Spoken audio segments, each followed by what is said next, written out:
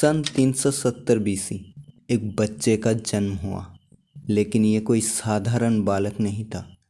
आने वाले वक्त में ये बच्चा इतिहास के बहाव को अपने हिसाब से मोड़ने वाला था।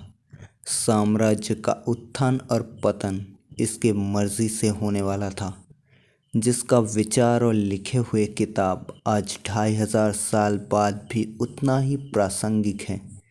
जिसने अपने अपमान की प्रतिशोध लेने के लिए उस वक्त भारत के सबसे शक्तिशाली साम्राज्य की अंत कर दिया, जिसने बिना शस्त्र उठाए भारत के सबसे बड़े साम्राज्य की नींव रखी, जिसके विचार और शिक्षा एक साधारण बालक को इतना शक्तिशाली बना दिया कि उसने भारत के सबसे बड़ी साम्राज्य की स्थापना की, जिसने अखंड भारत की स्थापना की, जिसने व्यक्तिगत जीवन की उन्नति कैसे करनी है से लेकर राज्य कैसे चलाना है उसका ज्ञान दिया।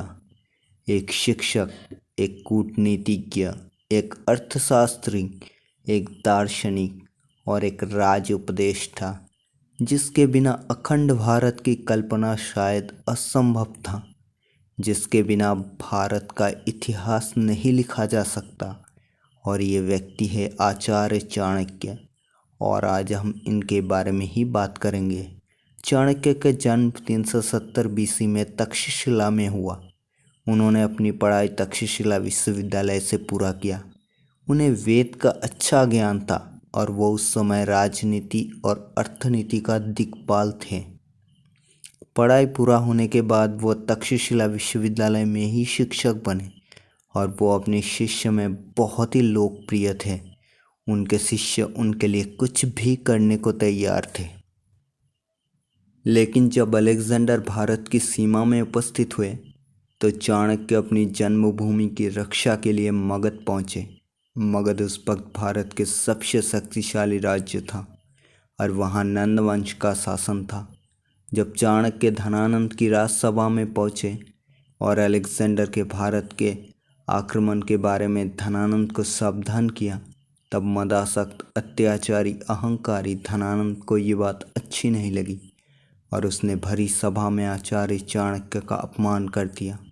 और चाणक्य ने यह पन किया, जब तक मगध की गद्दी से नंदवंश का शासन खत्म नहीं करेंगे तब तक अपनी शिखा नहीं बांधेंगे। और यही घटना भारत के इतिहास को बदलने वाला था।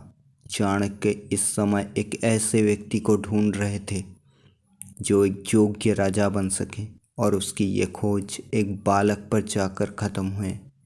और वो उस बालक को लेकर तक्षशिला आ गए और उसे शिक्षा देने लगे और उसे एक उत्तम राजा बनने योग्य बनाया। और वो बालक था चंद्रगुप्त मौर्य, जिसने मौर्य साम्राज्य की स्थापना की थी। लेकिन चाणक्य की ये सफ़र आसान नहीं था। उसकी पहले आक्रमण असफल रही और वो बुरी तरह हारे। लेकिन चाणक्य हार मानने वालों में से नहीं थे। उन्होंने पहले मगध के सीमांतवर्ती जगहों को जीतना शुरू किया और आखिर में उसने मगध को जीत लिया और नंदवंश की राजा धनानंद की हत्या करके मगध सिंहासन पर चंद्रगुप्त मौर्य को सम्राट बना दिया। और वो खुद चंद्रगुप्त मौर्य के प्रधानमंत्री बने। और उसने 2 किताब लिखे, नीति शास्त्र और अर्थशास्त्र, जो आज भी समान प्रासंगिक है। लेकिन चंद्रगुप्त को सम्राट बनाकर ही चाणक्य रुके नहीं। इसके बाद उन्होंने समग्र भारत को मौर्य साम्राज्य के अंतर्भुक्त करके अखंड भारत बनाने के काम शुरू किया और साथ ही राज्य की शक्ति वृद्धि, प्रजा कल्याण, अर्थनीति को सुदृढ़ और उत्कृष्ट शासन व्यवस्था बनाने के लिए अपनी नीतियों का प्रयोग किया और मगध को एक शक्तिशाली और सुचारू रूप से चलने वाले खुशहाल राज्य बनाया।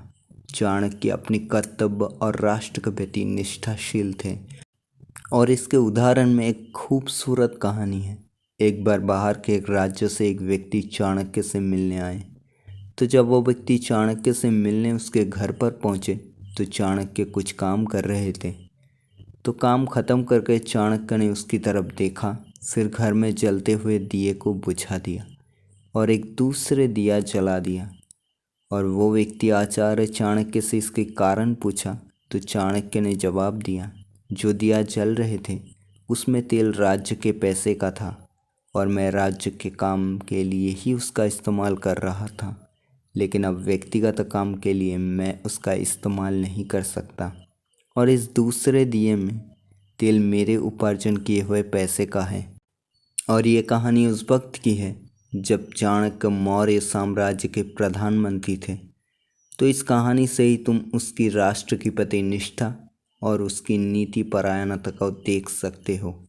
चाणक्य चंद्रगुप्त के बाद उसके पुत्र बिंदुसार के भी उपदेष्टा रहे और सन 283 BC में पाटलिपुत्र में ही उनका मृत्यु हो गया।